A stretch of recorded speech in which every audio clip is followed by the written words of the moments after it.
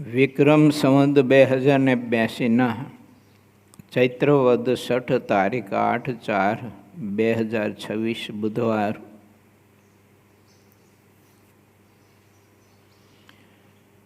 ભગવાન સ્વામિનારાયણે પંચાળામાં ઝીણાભાઈના દરબારમાં પરમહંસોને હરિભક્તોને મહારાજે એવું કહ્યું કે એવી દ્રઢતા કરજો કે મારે તો ભગવાનના ધામમાં ઠેઠ પૂગવું છે.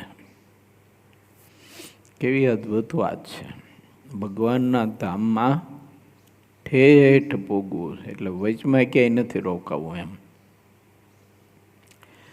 આ વચમાં ઘણી બધી ભૂમિકા ને ઘણા બધા ધામ ને ઘણા બધા લોક ને કાંઈક બધું આવતું હોય છે. એ ક્યાંય રોકાવું નથી, કેવળ ભગવાનના ધામમાં ઠેઠ પૂગવું છે. મહારાજ કે એમ ભગવાનનો ભક્ત અતિશય દ્રઢતા રાખે, એવો દ્રઢ મજબૂત સંકલ્પ રાખે અને ભગવાનના ધામમાં ઠેઠ પૂગવામાં કંઈ આવરણ આવતું હોય, કોઈ કાંઈ વિક્ષેપ કરતા હોય તો મહારાજ કે એનો તત્કાળ ત્યાગ કરશો.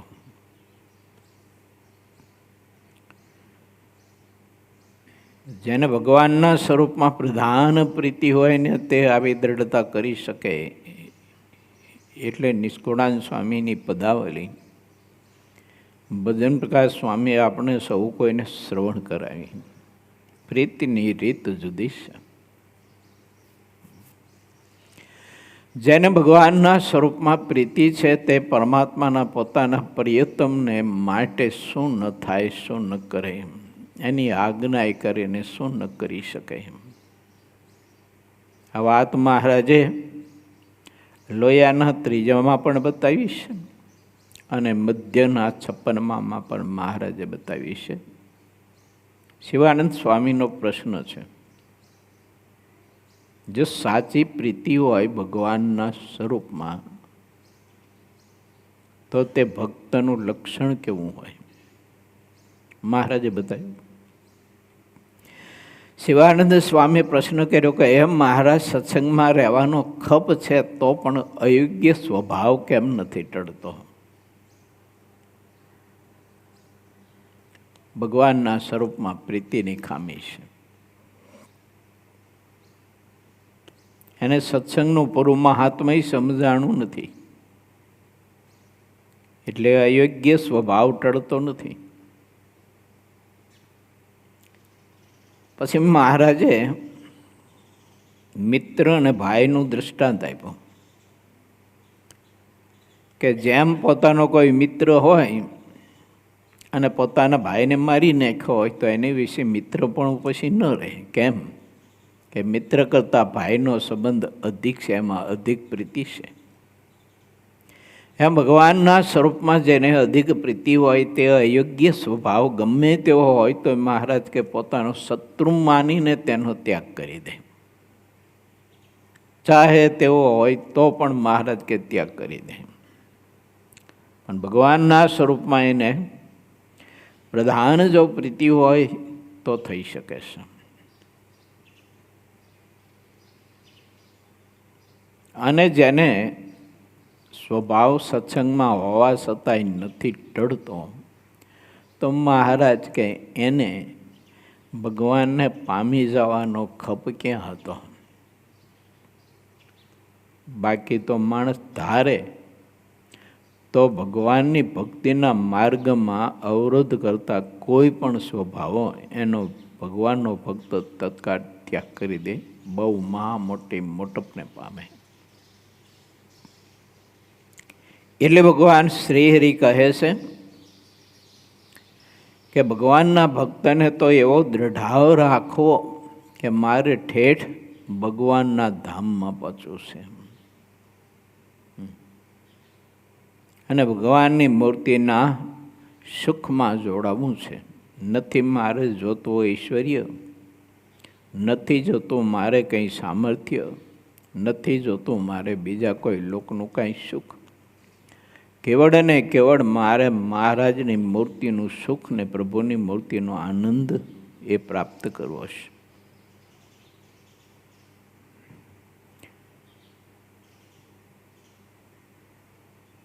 આવી જ એને દ્રઢતા કરી હોય એ પંચ વિષયમાં મહારાજ કે ક્યાંય લોભાય નહીં. તુચ્છ પંચ વિષય એમાં ભગવાનનો ભક્ત ક્યારેય લોભાય નહીં. પણ કયો તો કે જેણે એવો ઠરાવ કર્યો હોય કે મારે ઠેઠ ભગવાનના ધામમાં પહોંચવું છે, તો તુચ્છ પંચ વિષય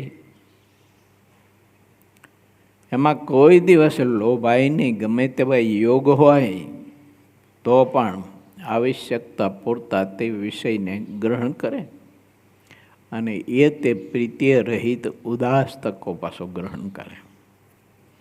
આવશ્યકતા પૂરતા તો કરે જ, પણ પ્રીતિએ રહિત ઉદાસ તકો તે વિષયને ગ્રહણ કરે યા તો ભોગવે. પરંતુ એમાં ઓતપ્રોતો ન થઈ જાય. વિષય ભોગવતો હોય ને તો વિષય ભોગવતી વખતે પણ અરુચિ હોય એની. બીમાર માણસ હોય અને એને કાંઈ ભોજન આપણે પરાણે આપતા હોય જમવાનું, તો એ જમતો હોય પણ અરુચિ કેટલી બધી હોય. મોઢામાં કોળીઓ મૂકે ને ઉપકો આવે, કોળીઓ મૂકે ને ઉપકો આવે. એમ ભગવાનનો ભક્ત આવશ્યકતા પૂરતા પંચ વિષય ભોગવે ત્યારે એમાં એવો ઉદાસ રહે.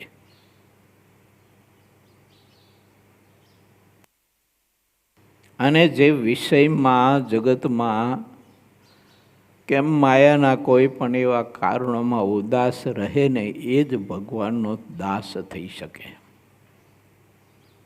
જેને ભગવાનનો દાસ થવું હોય એને વિષયમાં અને જગતમાંથી ઉદાસ થવું પડે તો જ દાસ થઈ શકે. આપણે મહાપુરુષોના જીવન આપણે જોઈએ છીએ કે જેને ભગવાનનું એવું દાસત્વ પણ પ્રાપ્ત કરવું હતું ને એવા દાસ થવું હતું, તો એ બધા જ જગતમાંથી, વિષયોમાંથી, સત્તામાંથી, સંપત્તિમાંથી ઉદાસ થયા છે. ભરતજી માટે માએ આખું રાજ્ય માગ્યું, પણ ભરતજી તે રાજ્યમાં ઉદાસ થયા છે. કેમ કે એને ભગવાનના દાસ થવું હતું. ભગવાને પ્રહલાદજીને માંગવાનું કહ્યું કે પ્રહલાદજી માંગો તે આપું. ત્યારે પણ એ જગતમાંથી, માયામાંથી, વિષયોમાંથી ઉદાસ થયા છે. ત્યારે ભગવાનને પ્રાર્થના કરી કે હે ભગવાન, તમે મારા દેહની રક્ષા કરીને તેને હું રક્ષા નથી માનતો. કેમ કે દેહથી ઉદાસ હતો. શા માટે દેહથી ઉદાસ હતો? તો એને માના ઉદરમાં નારદજીના સત્સંગથી સમજાયું હતું કે મારે ભગવાનનો દાસ થવું છે. અને એટલે પ્રહલાદજી એના બાપની રાજ્યની ધન સંપત્તિમાંથી ને મોટપમાંથી ઉદાસ હતો. એને ગમતું નહોતું. એનો બાપ કેટલા પ્રલોભન આપતા હતા કે છોકરા, તું આ છોડી દે, આ નામ તું જપેશ ને એ છોડી દે, એ ભક્તિ છોડી દે, તો હું તને આખું રાજ્ય તને આપી દઉં અને તું આ રાજ્યનો મોટો સમ્રાટ બની જા. પણ પ્રહલાદ એમાં ઉદાસ હતો, કારણ કે એને ભગવાનના દાસ થવું હતું. આપણે જો ભગવાનના દાસ થવું હોય તો વિષયોમાંથી ઉદાસ રહેવું જોઈએ, જગતમાંથી ઉદાસ રહેવું જોઈએ. અને પ્રીતિ રહિત ઉદાસ તકો જેટલી જવાબદારી હોય એટલું કરે. પ્રીતિએ રહિત ઉદાસ થકો જેટલું ઘટે એટલું કરે. મહાપુરુષો જો મહારાજની આજ્ઞાએ કરીને સત્સંગ વિચરણમાં સંતો ફરતા હતા, તો એ મુમુક્ષુ આત્માઓને સત્સંગ કરાવવા માટેની જે ક્રિયા હતી એને ઉપદેશ દેતા, વાતો કરતા, પણ તોય ઉદાસ થકા બધી ક્રિયા કરતા હતા. ગમતું નહોતું, પણ મહારાજની આજ્ઞા હતી એટલે કરતા હતા. રાગ નહોતો એને. કોઈને સત્સંગ કરાવવાનો આગ્રહ નહોતો, એને રાગ નહોતો. મહારાજની આજ્ઞા હતી એટલે કરાવતા હતા. મોટા પુરુષોએ મંદિરો કર્યા, ઘણી બધી સત્સંગની પ્રવૃત્તિઓ કરી, મોટા મોટા યજ્ઞો ઉત્સવો મહારાજ કરતા. એમાં તે ઉત્સવના તે વિભાગની બધી જવાબદારી સંતોને મહારાજ સોંપતા, કરતા. પણ મહારાજની આજ્ઞા હતા એટલે કરતા. તેને ગમતું નહોતું, ઉદાસ હતા. સત્સંગ સંબંધી જ છે બધી ક્રિયાઓ, તો પણ એમાં ઉદાસ રહેતા હતા. તો જગત સંબંધી ને માયા સંબંધી હોય એમાં તો ઉદાસ રહે, એમાં શું કહેવું? કારણ કે એ તો હાવ નકારું છે. સત્સંગ સંબંધી તો કંઈક સુખદાયી પુણ્યદાયી છે કે એમાં રાજીપો પ્રાપ્ત થાય સંત હરિભક્તનો, મહારાજનો. અને માયા સંબંધી વિષયો કે માયા સંબંધી જે કંઈ કાર્ય હોય એમાં તો કોનો રાજીપો થાય? કોઈનો થાય નહીં. એટલે ગમે તેટલી મહેનત કરતો હોય ને પ્રયત્ન કરતો હોય બધાનું ભરણ પોષણ કરવા માટે, તો એ બધા હડકુતરી જ કરતા હોય, અપમાન જ કરતા હોય એનું.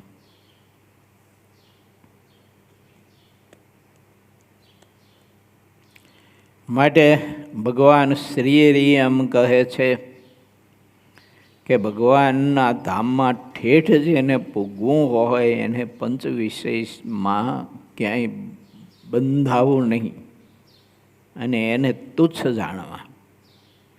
એવો મહારાજ કે તમે સૌ દ્રઢ નિશ્ચય રાખજો. આવી વાત મહારાજે કહીશું. તમે બધા મહારાજ કે એવો દ્રઢ નિશ્ચય રાખજો કે ઠેઠ ભગવાનના ધામમાં પહોંચું છું. એટલે પંચ વિષયમાં ક્યાંય પણ લોભાવું નથી. આ લોકમાં, માયામાં, બીજે કીધે ક્યાંય. મહારાજ કે આ અમારો સિદ્ધાંત છે, અમે તમને કહ્યો, અને અમારી આ વાત મહારાજ કે ચિંતામણી તુલ્ય છે. આટલો દ્રઢ સંકલ્પ તમે રાખશો કે ઠેઠ ભગવાનના ધામમાં પૂગવું છે, આવો દ્રઢ મહારાજ કે તમે જો નિશ્ચય રાખશો તો મહારાજ કે અમારી આ વાત ચિંતામણી તુલ્ય છે. એટલે તમારો સંકલ્પ સિદ્ધ થશે, તમે ભગવાનના ધામમાં જ પહોંચશો. વચમાં તમને કોઈ લોકની સમૃદ્ધિ, બીજું ત્રીજું એ કોઈ પણ તમને આકર્ષી નહીં શકે. મધ્યના 22માં પોતાના દ્રષ્ટાંતે કરીને આ વાત મહારાજે સમજાવી છે.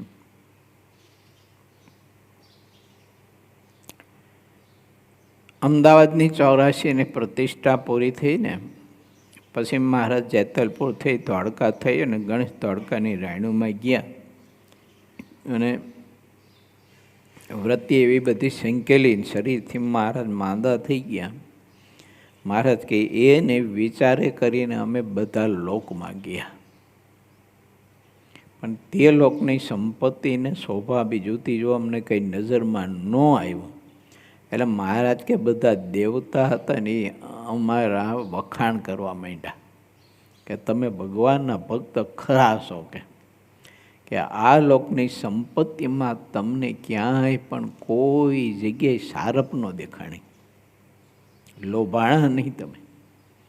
તે મહારાજ કે એવી વાત સાંભળીને તે અમને સુધી હિંમત આવી. આપણને શીખવવા માટે મહારાજ આ પોતાનો સિદ્ધાંત કહે છે. મહારાજ કે આ અમારી વાત ચિંતામણી તુલ્ય છે, પરંતુ મહારાજ કે બાળ બુદ્ધિ રાખે છે ને તેને અમારી આ વાત કાંઈ ઉપયોગમાં આવતી નથી. ભગવાન અક્ષર આધિપતિ પુરુષોત્તમ નારાયણ પોતે વાત કરતા હોય તો પણ આ વાત એને ઉપયોગમાં નથી આવતી. શા માટે? તો અંત્યના 39ના વચરામૃતમાં મહારાજે દ્રષ્ટાંત આપ્યું છે ખીરના ભોજનનું. શ્વાનના પેટમાં મહારાજ કે ખીર રહે નહીં, વમન થઈ જાય. એમ મહારાજ કે શ્વાન જેવો જીવ હોય એને અમારી આ વાત મહારાજ કે નહીં સમજાય.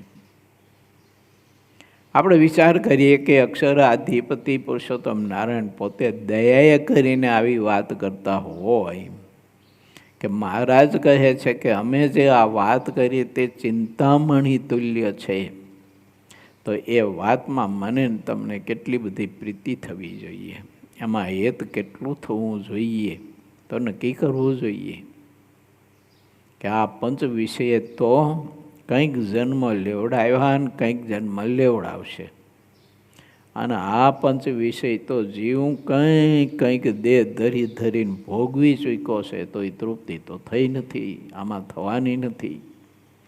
અને તે પંચ વિષયની આસક્તિ કરીને જ કંઈક જન્મ મારા બગડ્યા છે ને, આ વખતે નહીં સમજવું તો બગડશે. માટે આ વખતે તો મહારાજને આવા સંત હરિભક્તોને આવો સત્સંગનો યોગ મળ્યો છે, એટલે હવે તો પૂરું કરે છૂટકો, જન્મ મરણથી મુક્ત થઈ છૂટકો. એમ મહારાજ કે ભગવાનના ભક્તને હિંમત સોતી કેડ બાંધવી. કેડ બાંધવાનું મિનિંગ શું ખબર? નક્કી કરવું કે આ સિદ્ધિ પ્રાપ્ત કરવી જ છે, ભગવાનના ધામમાં ઠેઠ પોગવું જ છે. એમ પછી વચમાં કોઈ અવરોધો ગમે તેવા આવતા હોય તો પણ ત્યાગ કરી દે. એક સામાન્ય સ્થૂળ વાત આપણે વિચારીએ ને તોય કોઈ માણસ એકાદ બીજાનું કાંઈક સુખ પ્રાપ્ત કરવું છે, તો એના માટે ઘર, માતા પિતા, સંપત્તિ બધું જ છોડી દેશે, પરિવાર, ગામ બધું છોડી દેશે. પછી ગમે તેવું મોટું ઘર હોય, સરસ મજાનો બંગલો હોય, ઘણી બધી આવક હોય, બાપને એક દીકરો હોય અથવા તો બાપને એક દીકરી હોય, ત્યારે સંપત્તિ બધી એ દીકરીની હોય, તેમ છતાંય કોઈમાં જો વિને એવો મોહ થઈ જાય ને, મોહ જાગે છે ને મોહ બંધાય છે, તો એ બધું તુચ્છ કરી નાખે, બધું ત્યાગ કરી દેશે. તો આપણે ભગવાનના ધામમાં ઠેઠ પૂગવા માટે એવી દ્રઢતા ન કરી શકીએ, બધું ખોટું ન કરી શકીએ. આપણે પંચે વિષયો બધા કરી શકે, ધારે તો બધું થાય. મહારાજે મધ્યના 33માં બતાવ્યું છે, મનુષ્ય દેહ વડે કરીને શું ન થાય, ધારે તે બધું જ કરી શકે. આવી વાત મહારાજે પંચાળામાં કરી. આપણે 25મા પૂરના બીજા તરંગની કથા તે ગઈકાલે શ્રવણ કરી ચૂક્યા. હવે આગળની કથામાં આજે આપણે પ્રવેશ કરીએ છીએ. પૂર 25મો તરંગ, ત્રીજો પંચાળાનું બીજું વચનામૃત. સંવંત 1877ના ફાગણ સુધી સાતમને દિવસ ગામ શ્રી પંચાળા મધ્યે ઝીણાભાઈના દરબારમાં ઓટા ઉપર પલંગ હતો અને તેના ઉપર શ્રીજી મહારાજ વિરાજમાન હતા. તેની સુંદર શોભા કહું છું. પરમનિધિ રૂપ અને ઉદાર એવા શ્રીહરિએ સારો શ્વેત ફેંટો મસ્તક ઉપર બાંધ્યો હતો અને શ્વેત ખેસ પહેર્યો હતો. અંગ ઉપર શ્વેત પછેડી ઓઢી હતી. તે સમયે શ્રીહરિની મૂર્તિની શોભા જેટલા બ્રહ્માંડો છે તેની તમામ શોભા ભેડી કરીએ એવી બની હતી. અને પોતાના મખારવિંદની આગળ બધા જ પરમહંસોની તથા દેશ દેશના હરિભક્તોની અપાર સભા પર એને બેઠી હતી. સાંખ્ય તથા યોગશાસ્ત્રનું રહસ્ય. તે સમયે શ્રીજી મહારાજ બોલ્યા કે સુકમુનિ, તમે જે મોક્ષ ધર્મનું પુસ્તક લાવ્યા છો તેમાંથી સાંખ્યના અધ્યાયની તથા યોગના અધ્યાયની કથા કરાવીએ. ત્યારે શ્રીહરિના વચનને સાંભળીને સુકમુનિ પુસ્તક લઈ આવ્યા. પછી નિત્યાનંદ સ્વામીએ ઘણા હરખથી જે રીતે શ્રીહરિ પ્રસન્ન થાય તે રીતે કથા વાંચવાનો પ્રારંભ કર્યો. પછી સાંખ્ય અને યોગની વાત સાંભળીને શ્રીજી મહારાજ બોલ્યા, જે યોગવાળા છે તે પંચમ 20માં જીવ ઈશ્વરને કહે છે અને 26માં પરમાત્માને કહે છે, તથા સાંખ્ય મતવાળા છે તે 24 તત્વની અવાંતર કહેતા અંતર્ગત જીવ ઈશ્વરને કહીને 25માં પરમાત્માને કહે છે. આ રીતે પોતાના મતને અનુસારે કહે છે, પણ તેમાં રહેલા દૂષણની તેમને લગાર પણ ખબર નથી. તેમાં જે યોગમતવાળા છે તેનો એ મત છે, જે સૂજે એવો આત્મા અનાત્માનો વિચાર વારંવાર નિત્ય કરો તથા અપાર સાધન કરો, પણ પ્રત્યક્ષ ભગવાનના આશ્રય વિના ક્યારેય મોક્ષ થતો નથી. અને સાંખ્યવાળાનો એવો મત છે, જે સર્વે દેવ મનુષ્યાદિકની જેમ છે તેમ ગતિ પ્રાપ્તિઓને જાણીને પછી વિષયમાંથી વૈરાગ્યને પામીને 3 દેહથી પર એવો જે આત્મા તેને જાણે ત્યારે તે જીવ મુક્ત થાય છે. અને એ બંને પ્રકારના જે મત છે તેને પોતપોતાના મતમાં જે દૂષણ રહ્યા છે તેના નિવારણ માટે યુક્તિનું ગ્રહણ કરવું. યોગશાસ્ત્રમાં આવતું દૂષણ અને તેને સમજવાની રીત. તેમાં યોગમતમાં એ દૂષણ રહ્યું છે કે જીવને 25મો કહ્યો અને ઈશ્વરને પણ 25માં કહ્યા, અને જીવનો દેહ 24 તત્વનો કહ્યો. તેમ ઈશ્વરનો દેહ પણ 24 તત્વનો કહ્યો. માટે તે બંનેને વિશે જરૂર તુલ્ય ભાવ આવી જાય છે, તેમાં કાંઈ ખોટું નથી.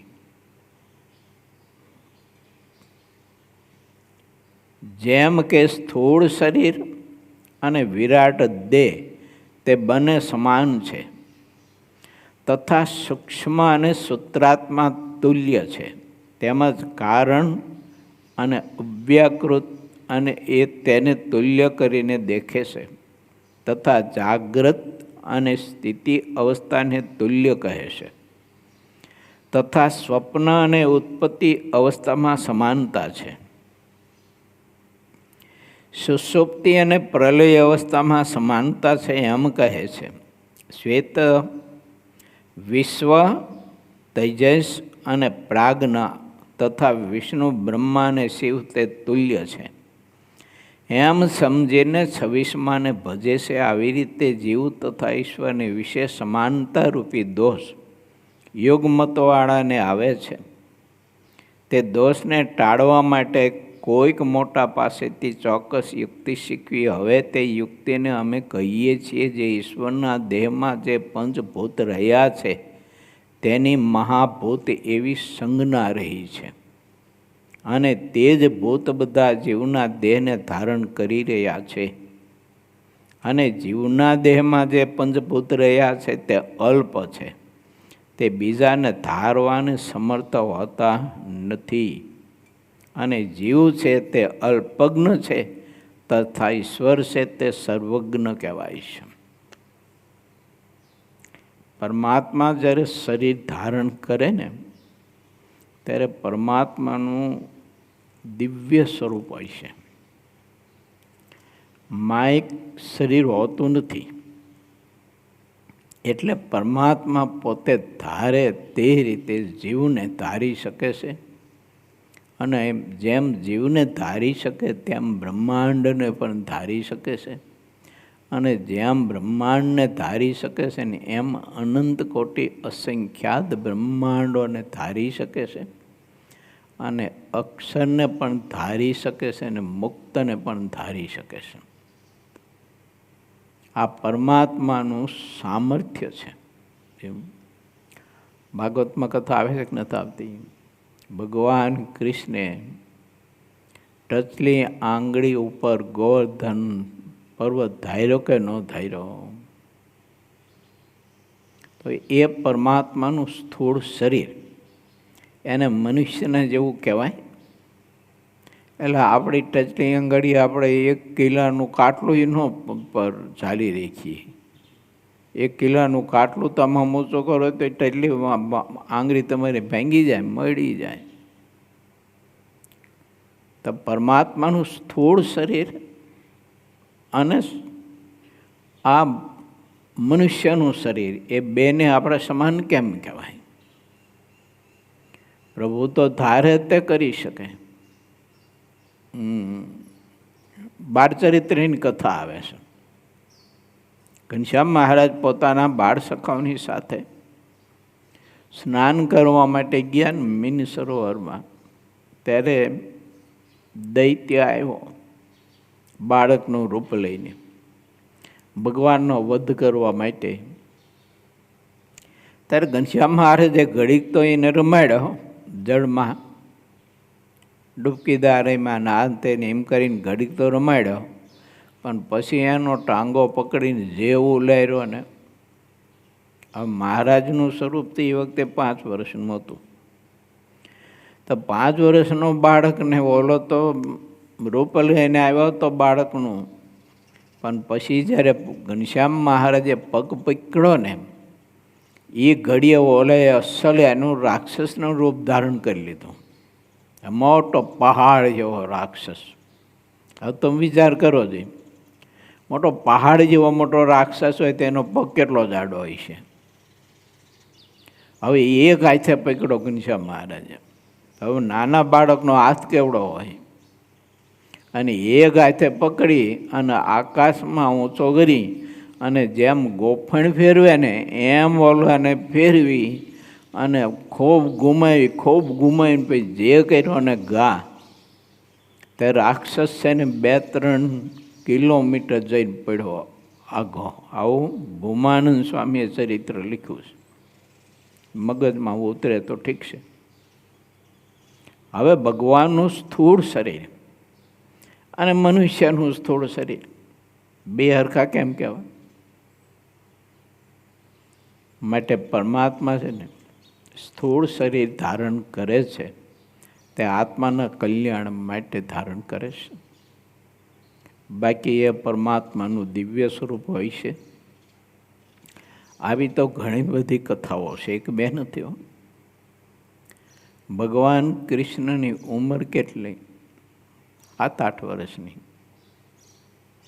આનો ઓલા કાલિય નાગને નાખ્યો ભગવાને, ત્યારે કાલિય નાગની ફેણ ઉપર ભગવાન છે ને નૃત્ય કરતા હતા.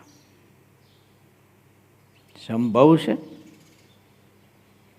ત્યારે આપણે આવા ઢાંઢા જે હોય તો ઘરમાં એરું કર્યું હોય તો આઘા ફરતા હોય છે આપણે ને. એવું અમે પુરુષોત્તમ સામે દાખલો આપતા. એક રસ્તાના ઘરમાં છે ને સર્પ ગરી ગયો. તેની પત્ની એના પતિને કહે, દોડો દોડો દોડો, કે સર્પ ગરી ગયો, ઘરમાં સર્પ ગરી ગયો. ઊભી રહી કે હું કોઈક બહારથી આદમીને બોલાવતો આવું. તેની પત્ની કે તમે કોણ છો કે એવું. અને ત્યારે કૃષ્ણ છે ને એ કાલિય નાગના મસ્તકો એની ફેણ ઉપર નૃત્ય કરે. માટે વિચારીએ, આવી તો ભગવાનની કંઈક બધી અનંત ચેષ્ટાઓ છે.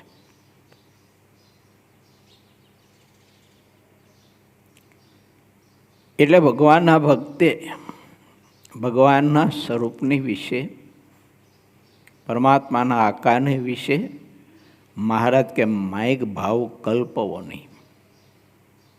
અને જો માયિક ભાવ પરમાત્માના સ્વરૂપની વિશે જો કલ્પે તો મહારાજ કે જેવો ભાવ કલ્પશે ને એવો પોતે થાય છે, એમ પ્રથમના 58માં મહારાજે બતાવ્યું છે. ભગવાનને જેવા જાણશે એવો થાય છે. જો દિવ્ય જાણશે તો તે આત્મા દિવ્ય થઈ છે. પછી ભલે શરીર આવું જ રહ્યું સ્થૂળ જ, પણ એ સ્થૂળ શરીર એનું દિવ્ય થઈ જાય ખરું. એવું પછી એમાં માયાનો કે પંચ વિષયનો, પંચભૂતનો કોઈ પ્રભાવ ન રહે. ગોપાળાનંદ સ્વામી, મુક્તાનંદ સ્વામી, બ્રહ્માનંદ સ્વામી, સચ્ચિદાનંદ સ્વામી, મૂળજી બ્રહ્મચારી, પર્વતભાઈ વગેરે વગેરે મુક્ત પુરુષો મહારાજના સમકાલીન, એના પારાવાર બધા પ્રસંગોની ઇતિહાસો છે. સચ્ચિદાનંદ સ્વામીએ પોતાનું શરીર નીચોવી નાખ્યું. જેમ કપડું આપણે નીચોવીને એમ શરીર નીચોવી નાખ્યું, શેરડીના સોતા જેવું કરી નાખ્યું. જીવ કોઈ પણ માણસ હોય એ પોતે પોતાનું શરીર નીચોવી શકે કોઈ દિવસ? જોયું, સાંભળ્યું ક્યાંય? ત્યારે સચ્ચિદાનંદ સ્વામી નીચોવી નાખ્યું, બોલો, શેરડીના સોતા જેવું કરી નાખ્યું. અને એ શરીરને ઘા કરીને આમ નાખી દીધું. જેમ ઓલા શેરડીમાંથી રસ કાઢી અને રસ કાઢનારો પછી શેરડીના સોતાને કેમ આમ ઘા કરીને એક બાજુ નાખી દે, એમ સચ્ચિદાનંદ સ્વામી શરીર આખું નાખી દીધું અને અક્ષરધામમાં પહોંચી ગયા. હવે એ સોતા જેવું જે શરીર કરી નાખ્યું હતું એને ગોપાળાનંદ સ્વામી મહારાજની આજ્ઞા કરીને સચ્ચિદાનંદ સ્વામીને પાછા મોકલ્યા ને, તે એ શરીર હતું ને એ હાથ ફેરવીને જેવું હતું ને એવું કરી દીધું પાછું. હવે ગોપાળાનંદ સ્વામીને આપણે મનુષ્ય સ્થૂળ દેહધારી કેમ કહેવાય? કેમ કહેવાય એને સ્થૂળધારી? એટલે આવા ઘણા બધા પ્રસંગો છે મોટા પુરુષોના. માટે વિચારવું આપણે કે શાસ્ત્રમાં આવી કોઈ આધ્યાત્મિક વાત આવે તો મહારાજે પ્રથમના 7મામાં લખ્યું કે મતિ ભ્રમી જાય છે જીવની. આવી કોઈ પણ આધ્યાત્મિક વાર્તા આવે ત્યારે ભગવાનના એવા જે અનાદિ મુક્ત પુરુષ હોય ને એને સ્થૂળ દેહધારી માનવા નહીં કોઈ દિવસ. અને એને સ્થૂળ દેહધારી જો આપણે માનીશું તો આપણે સ્થૂળ દેહમાંથી મુક્ત નહીં થઈ તો પછી જ્યારે ક્યારેય પણ આપણી દિવ્ય દૃષ્ટિ નહીં થાય. બહુ મજાની અદ્ભુત વાત મહારાજ આપને સમજાવે છે. એટલે ભગવાનનું સ્થૂળ શરીર એ તો દયે કરીને દ્રષ્ટિગોચર થાય છે. પછી શુકાનંદ સ્વામીના પ્રસંગ છે. મહારાજની પગચંપી કરતા હતા શુકાનંદ સ્વામી, આમ ઢીચણ દબાવતા જોતા હતા, એ ઢીચણ ઢાંકણીનું હાડકું શેક નથી. તો એમને ઢીચણ દબાવે તો ઓલા રૂની જેમ દડાની જેમ ભેગું થઈ જાય. મહારાજ કે શું કરે શુકાનંદ? કે જોઉં છું હાડકું શેક નહીં. મહારાજ ક્યાંય ઢીચણ હાડકું હતું જ કોઈ દિવસ, અહીં કોણીએ દબાય તો મહારાજના હાથની કોણી દબાવે તો એ ભેગું થઈ જાય રબરની જેમ. મહારાજ કે અહીંયા હાડકું દઈ શકે, માથું દબાય. તો મહારાજ એનું માથું દબાવે તો માથું બધું આમના ભેગું થઈ જાય રૂની જેમ. આવી તો ઘણી બધી વાતો છે. માટે વિચારવું, ભગવાન અર્જુનની પ્રતિજ્ઞા સત્ય કરવા માટે ભૂમાપુરુષના લોકમાં અર્જુનને લઈને ગયા છે. રથ ને ઘોડા માઇક હતા, સ્થૂળ હતા, અને એ ભૂમાપુરુષના લોકમાં ગયા છે ઉડ્ડયન કરીને. કેવી રીતે જાય? કેવો છે? જો ભગવાનનું સ્વરૂપ, ભગવાનનું શરીર સ્થૂળ હોય તો સ્થૂળ કોઈ પણ પદાર્થ છે એ કંઈ વાયુ તત્વ કે આકાશ તત્વ પ્રધાન ન થઈ શકે. એટલે ભગવાનના મુક્ત પુરુષ છે ને એના શરીરો વાયુ તત્વ, અગ્નિ તત્વ, જળ તત્વ, આકાશ તત્વ થઈ શકે છે. ને સત્યાનંદ સ્વામીની વાતો નથી. ઉડીને ન ગયા બદ્રિકાશ્રમમાં, આકાશમાં કે ઉડીને ગયા બદ્રિકાશ્રમમાં. હનુમાનજી મહારાજની વાત છે કે નથી? રામાયણમાં બોલો જોઈએ. લંકામાં ન ઉડીને ગયા, એક જ કૂદકે 400 યોજનનો સમુદ્ર છે ને ઓળંગી ગયા. તમે વિચાર કરો. હવે હનુમાનજી મહારાજને સ્થૂળ દેહધારી કેમ કહેવાય? બીજી વાત આવે છે, એ ઉડ્ડયન કરીને જતા હતા ને ત્યાં વચમાં લંકીની હતી ને એ હનુમાનજીને ગળવા માટે થઈ અને હનુમાનજી કરતાં મોટું રૂપ લીધું. તો એવું મોટું રૂપ લીધું તો હનુમાનજી એના કરતાં ડબલ શરીર વધાર્યું. તે ઓલીએ ઈથી ને વધાર્યું, હનુમાનજી ઈથી ને મોટું શરીર વધાર્યું. પછી એને ઈથી શરીર વધાર્યું તો હનુમાનજી છે ને મચ્છર જેવડું રૂપ લઈ લીધું. બોલો, અને ઓલીની ઈચ્છા પૂરી કરી. શું? હનુમાનજીને ગળવા હતા. તો મચ્છર જેવું રૂપ લઈને હનુમાનજી એના પેટમાં આંટો મારીને બહાર નીકળી ગયા. ઓલી એવડું મોટું રૂપ લીધેલું તે હિંકેલતા એને વાર લાગી. આવી કથાઓ ઘણી જ બધી. માટે વિચારીએ કે ભગવાન અને ભગવાનના એવા અનાદિ મુક્ત પુરુષો જે હોય એ સ્થૂળ દેહધારી આપણને દેખાતા હોય છે, પરંતુ એને સ્થૂળધારી દેહધારી મનુષ્યની તુલ્ય કોઈ દિવસ સરખાવાય નહીં કે આ મનુષ્ય જેવા છે. મહારાજે પ્રથમના 68માં લખ્યું છે, પોતાના જેવા મનુષ્ય ન જાણવા એને. બહુ મજાની અદ્ભુત વાત શ્રી હરિ કરે છે. જો એવી યુક્તિ ન શીખો હોય અને પછી કોઈ પ્રતિવાદી અર્થાત વિરોધ મતવાળા આવીને પ્રશ્ન પૂછે તો ઉત્તર આપવો કઠણ પડે. તેની સમજણ ચૂથાઈ જાય, અર્થાત સંશયયુક્ત થઈ જાય. અને કોઈ પ્રશ્ન પૂછવાવાળા હોય તે તો ક્યારેય જીવ ઈશ્વરને વિશે સમાનપણું રહેવા દે નહીં.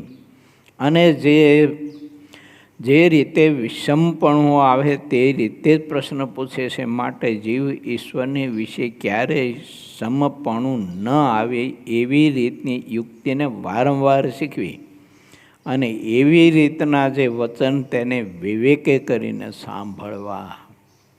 જો આવી કોઈ કથાઓ આવતી હોય ને તો એને વિવેક રાખીને વાત સાંભળવી. કેવી? ગોપાળાનંદ સ્વામી બહુ બીમાર પડ્યા. સ્વામીને સખત બીમારી હતી, પથારીમાંથી ઊભા થઈ શકતા નહોતા. 2 જણા બાવડા પકડીને ઊભા કરે ત્યારે માંડ ઊભા થઈ શકતા હતા. આવી બધી જે વાતો આવે ને એ વિવેકથી સાંભળવી. તો ગોપાળાનંદ સ્વામીને દેહધારી ન માની લેવાય, સ્થૂળ દેહધારી ન માની લેવાય. એને નિર્બળ મનુષ્ય ન મનાય આ લોકોના. તો એ તો આ ધરતી ઉપર બેઠા થકાય સૂર્ય ને ચંદ્રની ગતિને પણ થોભાવી શકે અને પથ્થરમાં પણ પ્રાણ પૂરી શકે. એને કેમ દેહધારી કહેવાય? મૂંગાને બોલો વેદ બોલાવે, મૂંગો અને અભણ, અને એને પાછો વેદ બોલાવે.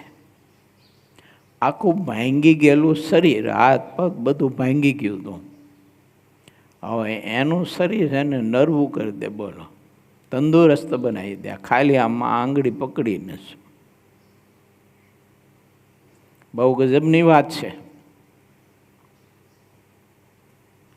સ્કૂલમાં હતા, ખુશાલ ભટ્ટ સ્કૂલમાં હતા, નિશાળમાં.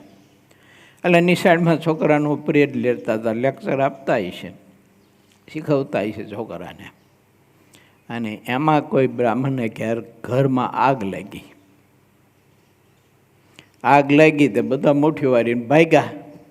છોકરું રહી ગયું. મા બાપને પછી યાદ આવ્યું તો બધા માથા પછાડીને રડે. અરે અરે છોકરું રહી ગયું અંદર, બધું બળી મર્યું હોય છે, હવે શું થાય? આમ રોગ કકડ કરતા હતા. ત્યાં તો ઓલું છોકરું છે એને માં કરતું નિશાળેથી આવ્યું. એની માં કહેલા તું ઘરમાં હતો ને, રહી ગયો તો ને?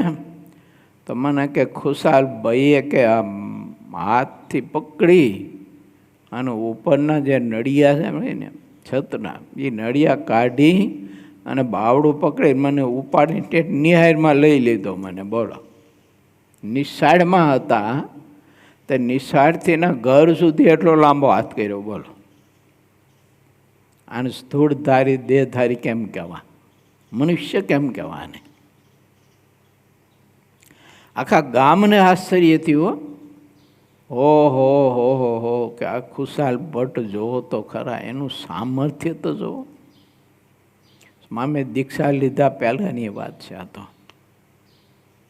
આવી તો બહુ ઘણી બધી વાતો, એક નથી, પારાવાર વાતો છે. માટે વિચારવું, ગોરધનભાઈ છે ને એક મોટી આવડી થાળી ભરીને મીઠું ખાઈ જાય. બોલો, આવડી થાળી ભરીને મીઠું ખાઈ જાય, 1-2 કિલો મીઠું. ઓલું વડાગરો, બોલો, અને થાળી ભરીને હાકર ખાઈ જાય, બે સરખું. તો આને કેવી રીતે સ્થૂળ દેહધારી આપણે માનવા કે કહેવા? દેખાય છે એ તો દયાએ કરીને દેખાય છે. એ ધારે તો આપણી સામે ઊભા હોય તો એ ન દેખાય આપણને. મેં યોગાનંદ સ્વામીની કથા કહી હતી મોટા હિંકેવાડિયામાં. મહારાજનું દર્શન કરવા વાયુ તત્વ પ્રધાન થઈને આવ્યા હતા, વાયુનું રૂપ લઈને. તો વાયુનું રૂપ લઈને આવે પછી દેખાય આપણને? કહે એટલે ભગવાનના મોટા પુરુષ બેને સ્થૂળ દેહધારી મન આવીને આપણા જેવું સ્થૂળ શરીર નથી એનું.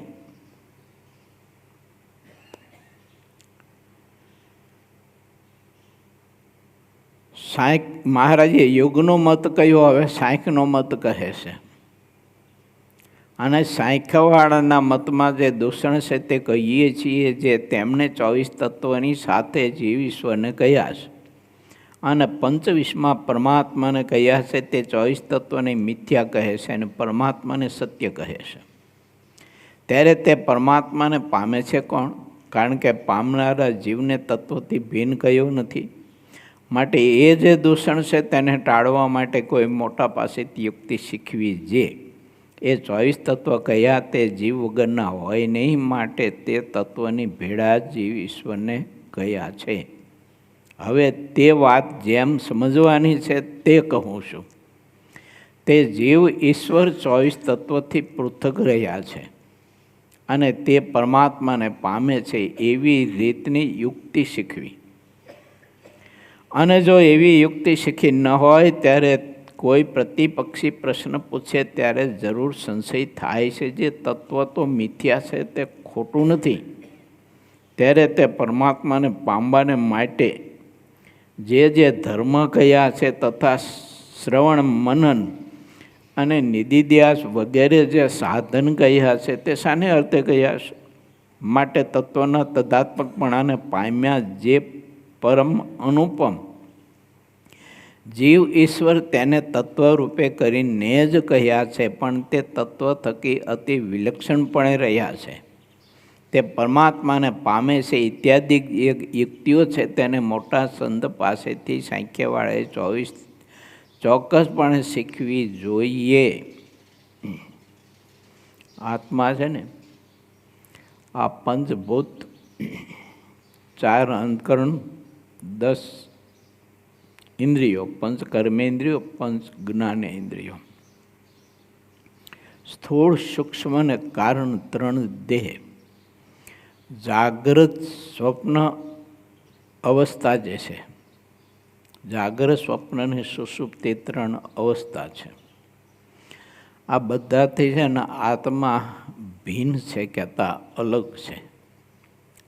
પરંતુ કર્માધીન આત્માઓ ભગવાનની ઈચ્છાથી કર્મ ભોગવવા માટે તે દેહમાં પ્રવેશ કરે છે દેહથી અલગ, જુદો, દેહ રૂપ માની લે છે નહીં આત્મા. આત્મા એથી ભિન્ન છે અને દેહના બધા જ વિકારોથી આત્મા મુક્ત છે. પણ અભિનિવેશના કારણે માની લે છે ને એટલે આત્મા સુખી દુઃખી થાય છે. અને જો એથી ભિન્ન ન હોય તો આત્મા છે ને એની મુક્તિ કેવી રીતે થાય? તો મુક્તિ થાય જ નહીં કોઈ દિવસ. તો આત્મા પણ જડ થઈ ગયો કહેવાય. તત્વ જડ છે, ચેતન નથી. તો આત્મા તો ચૈતન્ય છે. માટે મહારાજ કહે છે કે આવી યુક્તિ ભગવાનના એવા ભક્તો પાસેથી શીખવી. ને તે ઘણી વાર શું થાય, બધું ગોળ ને ખોર બધું ભેગું ડોટાવી જઈએ આપણે, અને પછી આપણે ગઈએ કરવા કાયાના કલ્યાણ, દેહનું કલ્યાણ. અમે સુરત ગયા હતા, ભજન સ્વામીને બધા એક જગ્યાએ પધરામણી. એક બાપા હતા, તે પછી આત્મ કથા વાર્તા કરતા હતા, પ્રસંગ નીકળ્યો. મને કે બસ કે મને એક સત્પુરુષ મળી જ ગયા છે, એટલે મારા દેહનું તો કલ્યાણ થઈ જ ગયું છે. કે મારા દેહનું તો કલ્યાણ થઈ જ ગયું છે. બહુ મહાપ્રખર વિદ્વાન છે કે મારા ગુરુ. કે મારા ગુરુએ મને કહ્યું છે કે તારા દેહનું કલ્યાણ થઈ જ ગયું છે, તું માન. સતી દેહ તારું કલ્યાણ, આત્માનું નહીં હો, પાછું દેહનું કલ્યાણ થઈ જ ગયું છે. કે પછી મેં કહ્યું, દાદા દેહ અને આત્મા બે જુદું છે. કલ્યાણ આત્માનું થાય છે, દેહનું નથી થતું. દેહ તો જડ છે અને દેહ તો પંચભૂતનો વિકાર છે. આત્મા પંચભૂતનો વિકાર નથી, એ અનાદિ છે. આ દેહ આપણું સર્જાણું ને એ તો પંચભૂતનો વિકાર છે, એ વિકારનું પિંડીકરણ થયું છે. એટલે મેં તો એમાં રહેલો આત્મા છે ને એ દેહથી ભિન્ન છે, અને કલ્યાણ તો દાદા આત્માનું થાય, દેહનું ન થાય. મને કે એવું હોય? કે મેં તો એવું હોય નહીં, છે જ. ત્યારે દાદાને ખબર પડી. પછી કીધું એને, હો પછી એને પાછું સ્વીકાર્યું કે લે મારો શેડો સુધરી ગયો. કે અત્યારે ખબર પડી કે દેહ ને આત્મા કંઈક જુદું હોય એમ. હું તો એવું સમજતો તો, મારા ગુરુ મને એમ જ કહેતા હતા કે દેહનું કલ્યાણ થઈ જાય, કે દેહનું કલ્યાણ થઈ ગયું. મહારાજ તેમાં કહે છે કે સાંખ્ય ને યોગ બેની યુક્તિ શીખવી. આત્મા છે એ તત્વરૂપ નથી. આત્મા તત્વનો સ્વીકાર કરે છે પરમાત્માની ઈચ્છાથી એના કર્મ ભોગવવા માટે. અને મુક્ત જે હોય એ મહારાજની ઈચ્છાથી જીવના કલ્યાણ માટે તત્વનો સ્વીકાર કરે છે, તત્વનો ગ્રહણ કરે છે એને. પણ તત્વરૂપ નથી. આ જીવ છે એને હાથ જેવો ન કહેવાય, કહેવાય પગ જેવો કહેવાય, ઢીચરની ઢાંકણી જેવો કહેવાય, એને માથાની ખોપરી જેવો કહેવાય. ઠીક છે, કોઈ માણે હોય ત્યારે લોકો એવું બોલતા કે હારી ખોપરી છે એમ કહેતા હોય, પણ ખોપરી છે એનો અર્થ એવો છે કે એ વાયડું ટાયડું અને દગાબાજી વાળો છે, એટલે એમ ખોપરી કહેવાય. ખોપરી એટલે આના જેવું નથી. ગઈ આત્મા એવો નથી. આત્મા તો નિર્વિકાર છે. માટે ભગવાનના ભક્તે આ બધી રીત શીખવી, જાણી રાખવી. ન તો બફાય નહીં, તો બધું બફાય પાછું. અને જે યોગવાળા છે તે પ્રત્યક્ષ મૂર્તિ એવા જે મચ્છ કચ્છ વરાહ નૃસિંહ અમર રામકૃષ્ણાદિક ભગવાનના અવતાર તેને ધ્યાને કરીને મોક્ષ થાય છે એવી યુક્તિનું ગ્રહણ કરે છે. અને જે સાંઈકવાળા છે તેની વાત હવે કહું છું. યતો વાચો નિર્વંતતે અપ્રાપ્ય મનસાસહ ઇત્યાદિક શ્રુતિ શાસ્ત્રે કરીને કહ્યું. એવું જે ભગવાનનું સ્વરૂપ તેને અનુભવે કરીને યથાર્થ જાણે ત્યારે મોક્ષ થાય છે એવી યુક્તિનું સાંખ્યવાળા ગ્રહણ કરે છે. અને તે બંને મત છે તે સારા છે, અને મોટા પુરુષે જરૂર માન્યા છે. અને એ બંનેનું જો યથાર્થપણે આચરણ કરે તો તે મનુષ્ય પરમ ગતિને સાચા અર્થમાં નિશ્ચિત પામે છે. અને તે બંને મતમાં સાધન તો સરખા કયા છે, પણ ઉપાસનાની જે રીત છે ને તે સરખી નથી, તે ઘણી જુદી છે. આટલી વાત કરીને શ્રીજી મહારાજે સંતોને કહ્યું કે હવે આજ તમે વાજિંત્રોનો સુંદર સાજ લઈને કીર્તન ગાઓ. પછી મુક્તાનંદ સ્વામી આદિક સંતો ઘણા આનંદથી કીર્તન ગાવા લાગ્યા. ઇતિ શ્રી સહજાનંદ સ્વામી શિષ્ય સિદ્ધાનંદ મુનિ વિચિત શ્રી હરિચરિત્રામૃત સાગરના 25મા પૂર્વમાં પંચાળાનું બીજું વચનામૃત ચાલુ કહ્યું. એ નામે ત્રીજો તરંગ સમાપ્ત થયો. શ્રીપતિમ સિદ્ધરમ સર્વદેવેશ્વરમ ભક્તિધર્માતુજમ વાસુદેવમ હરે માધવમ કેશવમ શ્રીકામદામ કારણમ સ્વામિનારાયણમ નીલકંઠમ ભજે. સહજાનંદ સ્વામી મહારાજની જય.